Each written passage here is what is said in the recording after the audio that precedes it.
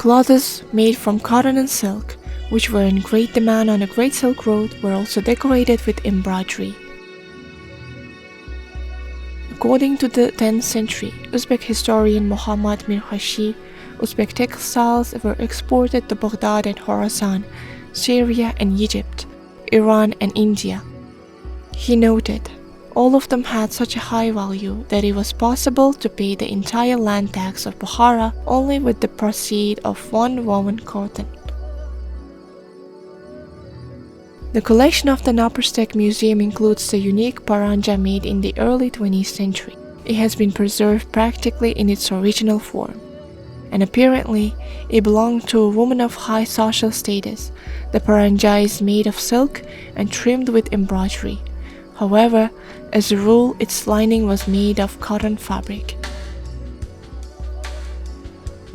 The skull cap is one of the oldest items in the Uzbek collection of Prague Museum. There is not a single millimeter of free background on its surface. The filigree embroidery here is like jewelry work. In the east, the small cross stitch is called Iraqi. It creates the impression of blooming garden.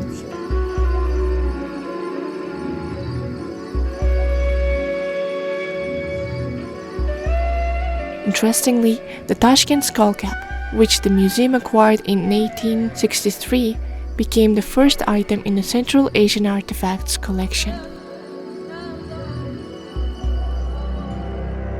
One of the most valuable exhibitions of this collection, which testifies to the high level of the core decorative and applied art of Uzbekistan, is a horse cover embroidered with gold. It was acquired almost a century ago. In the 20s of the last century, gold-embroidered horse covers and robes were primarily owned by the emir and the court aristocracy.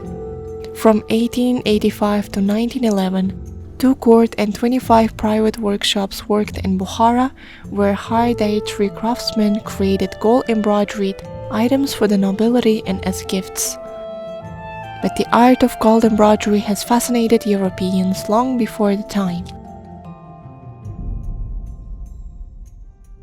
Back in 1406, in his diaries, the Spanish ambassador Ruy González de Clavija described magnificent gold-embroidered garments worn at the court of Amir Timur.